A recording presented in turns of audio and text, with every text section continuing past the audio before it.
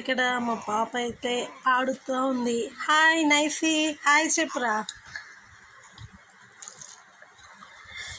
Already తనకైతే ఒక పరుపు అయితే అంతకుముందు బుక్ చేశానండి. మళ్ళీ తనకు ఒకటి ఇప్పుడు వర్షాలు పడుతున్నాయి కాబట్టి ఇంకొకటి ఉండాలనేసి ఇంకొకటి ఆన్లైన్లో బుక్ చేశాను. బాగానే ఉంది, క్వాలిటీ 220 అండి. దీనికి చిన్నగా సైడ్కు దిండు వచ్చింది, ఒక దిండు వచ్చింది.